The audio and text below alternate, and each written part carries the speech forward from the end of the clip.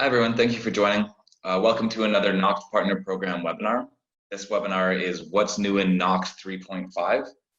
These webinars will be available on the Samsung Knox Partner Program in the blog section, and it usually takes us about 3 to 5 days after recording. You can find the full recording as well as the question and answer online. After the presentation, we will be doing a Q&A session. Please submit all your questions via the chat function, and we will get to them after the presentation. Today, we are joined by Cheng Luo. He's a Senior Technical Account Manager out of Samsung Research UK, and he'll be going over the webinar for us. Cheng, take it away when you're ready. Thank you. Thanks very much, Morgan. Hello, everyone. Good morning to the partners joining from the US time zone, and good afternoon or evening to the European time zone. I'm based in London and UK, as Morgan said. So currently, I think everyone's aware of the situation of the coronavirus.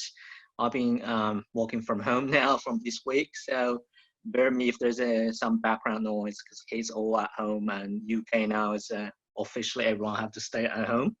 So I really appreciate your time and joining this webinar. And as Morgan says, we're quite committed to provide you a most up-to-date knowledge about our Knox platform. And this time we will spend some time to talk about the new features that we bring out on the Knox 3.5, which is freshly, I think, shipped with the newly launched device S20 series. So today, I think it's quite a short presentation, I guess, because the features are not that many that we're going to talk about today. I think without further ado, I would just jump in the presentation today. Sorry.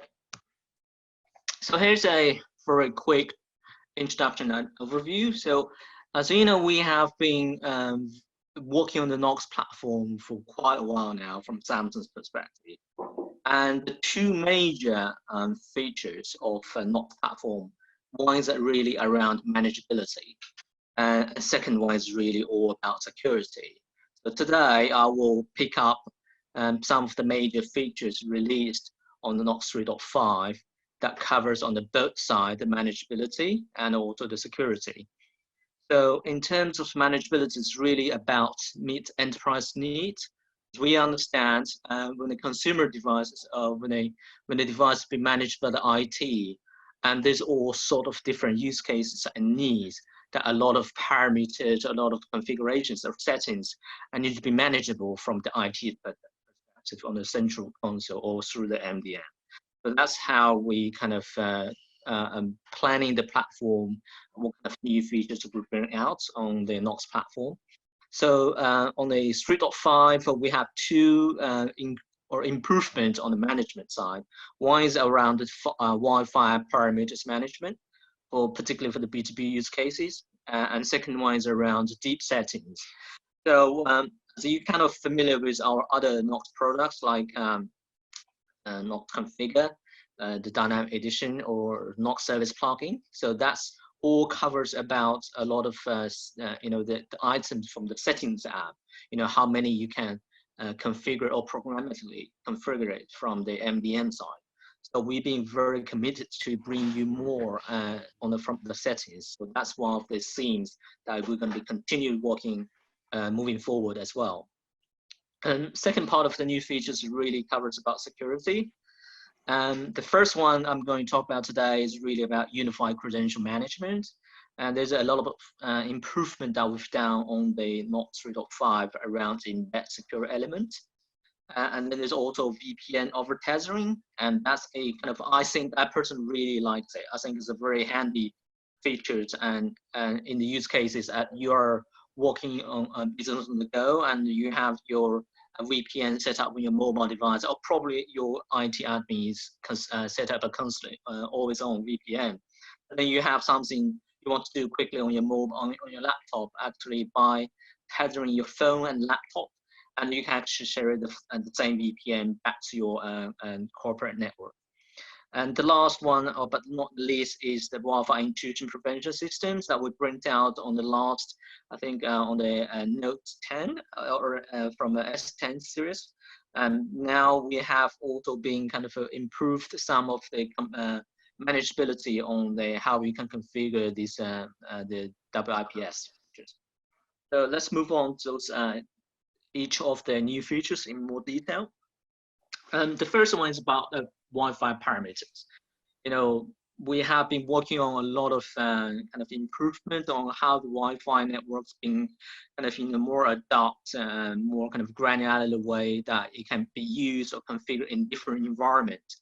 So one of the use cases we've been considering that if you are using Wi-Fi in a, for example, like a shipping facility, and that you have a large kind of warehouse areas, there is multiple access point being set it up in that kind of environment, workplace. And you really want to have the Wi-Fi roaming kind of triggering in more kind of a sensitive way.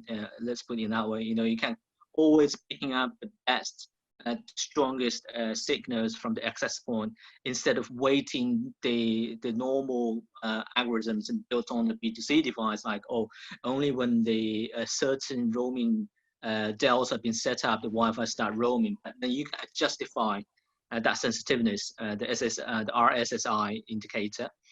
So the solution, as I said, so we have been bringing new APIs around how you can configuring the roaming features, and also around enabling or disabling the dynamic IP assignment, the DHCP. And the last one is also about you can block, enable or disable the access point blacklisting. So, and then you can say, okay, for certain access point, if it's always causing and disturbing on the roamings, that you can blacklist them, and then they will be not considering under the roaming access point. So the benefit, of course, as I mentioned a few at the beginning, you can get a better and stronger Wi-Fi signal, even though you're in a very crowded and Wi-Fi areas, like a lot of access point being installed.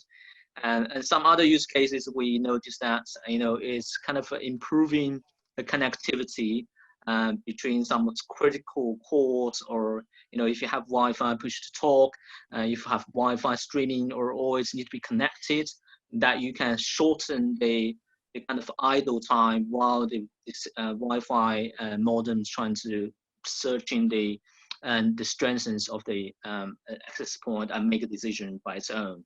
So on the left side, the way we're delivering those features, as the deliverable says here, is via the Knox service plugin. So I'm sure that from the last or the previous webinars, you are very familiar with the KSP, which is our kind of delivery vehicle for the new features we bring out.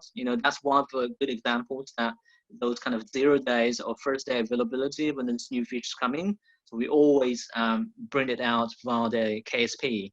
So on the right side of the screenshots are taken from VMware. So now you can see you can configuring a Wi-Fi network profiles through the KSP.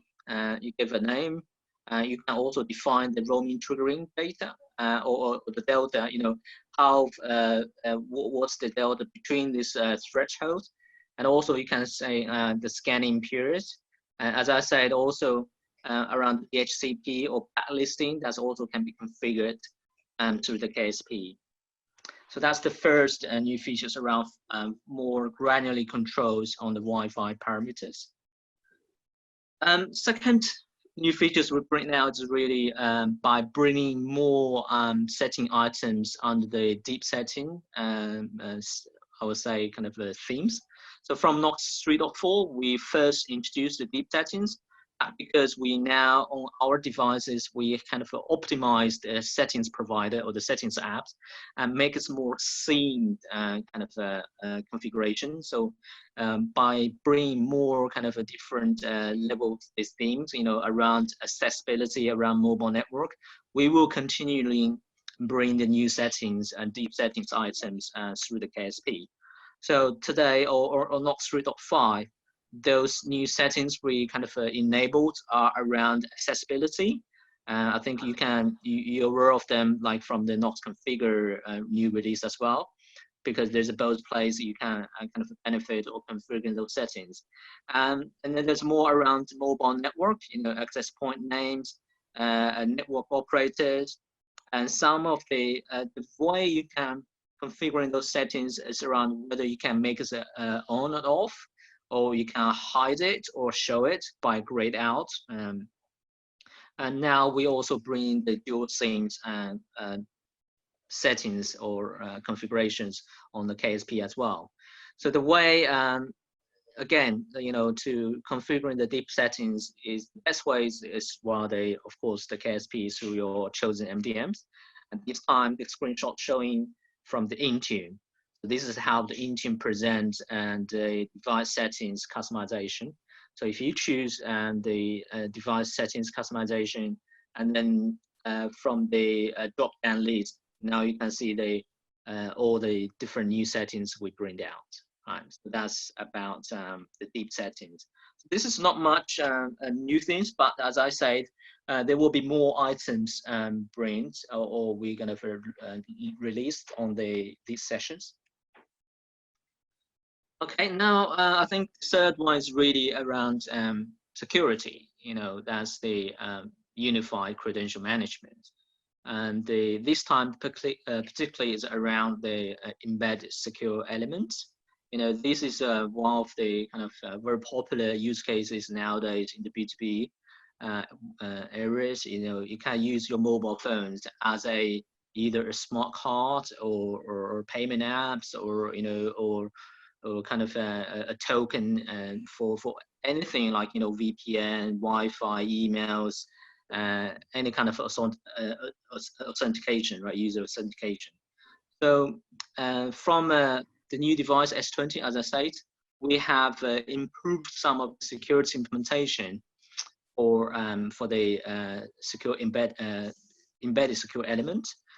Because the standard stock Android implementation communications between the trust agent and the secure element is based on the serial peripheral interface, like basically whatever the hardware communicating each other while the serial interface, and that's how exactly the secure elements are communicating with trustlet or trust apps. So this is not really so great because those data can be presented leak, right, as a risk. So we have now kind of improved that communications between the trust agent and the secure elements with the secure channel protocol. So that's another industry standard protocols that used for between the communications with TA and the secure elements. So that's our current implementation. But the way you can see this improvement is now we got a wider range of cryptographic standard support. So now on the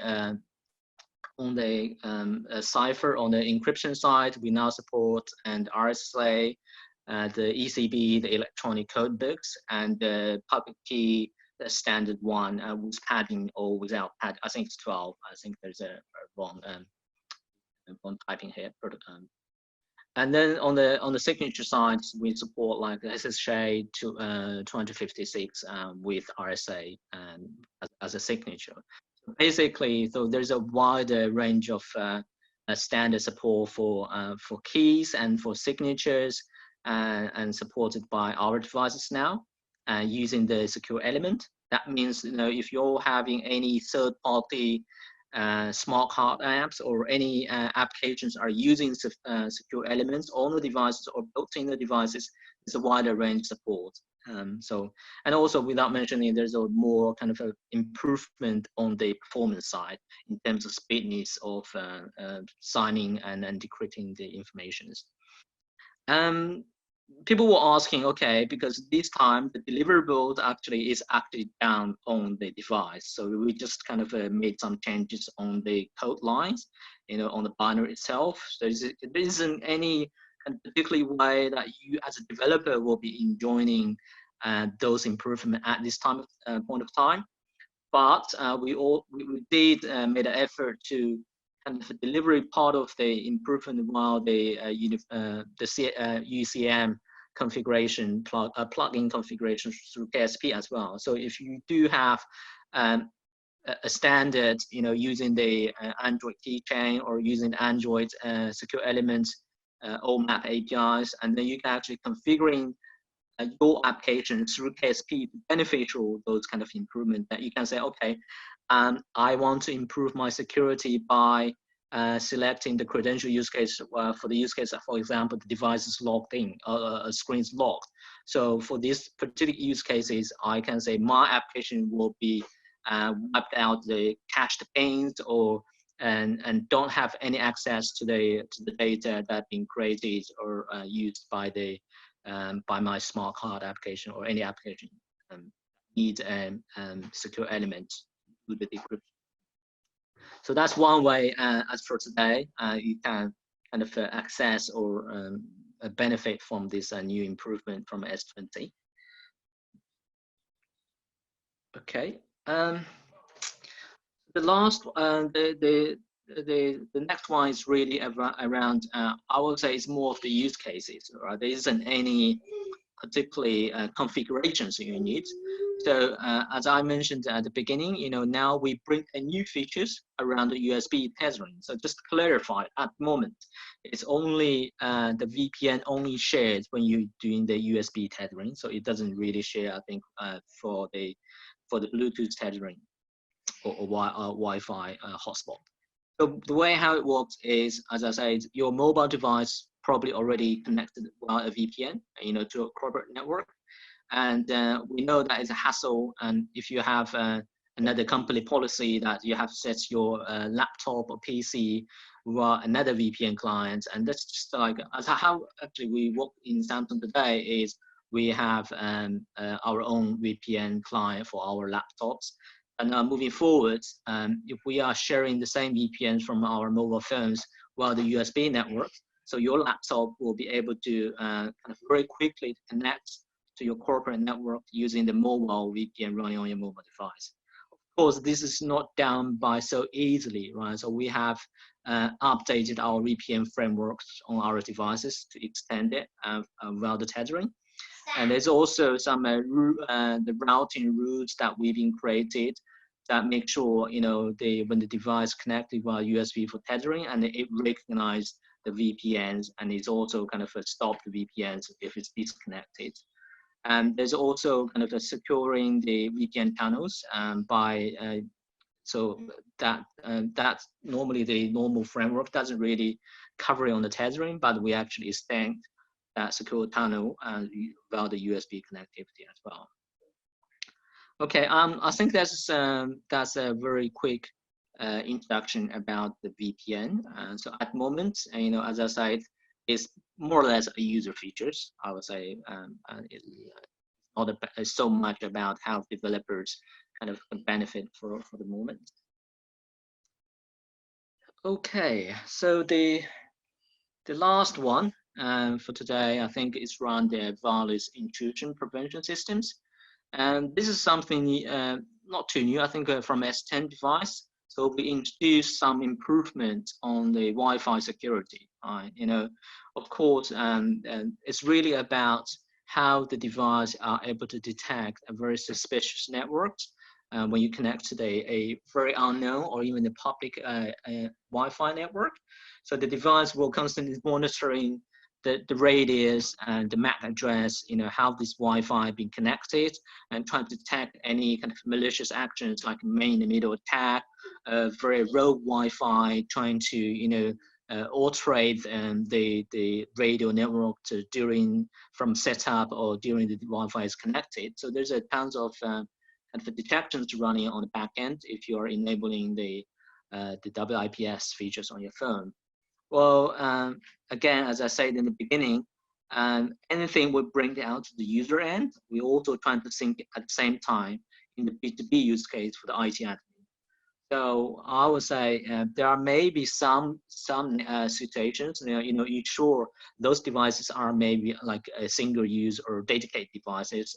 You don't need to have those kind of settings to kind of bothering or change your own Wi-Fi behaviors or the device behaviors. You probably want to configuring the WIPS features as well from your MDM. So this is how we kind of released a new configuration through the Knox service plugin. So now through the Knox service plugin, you can enable the controls on the WIPS, and there's 2 settings underneath you can do for today.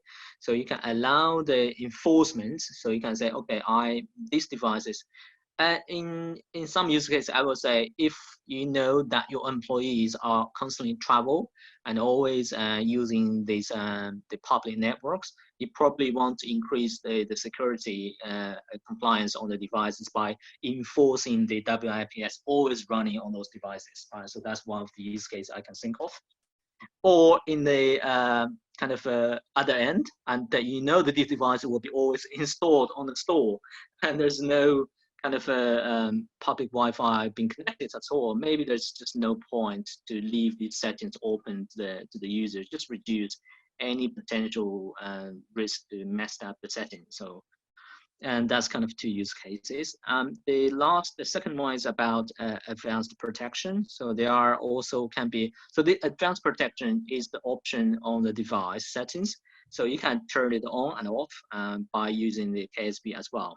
So the advanced protection, I think, is a link to more of a paid service, like, you want to running a VPN, a paid VPN network from a VPN providers by default on the public Wi-Fi networks. So that can be configured or turned on or off from the KSP as well.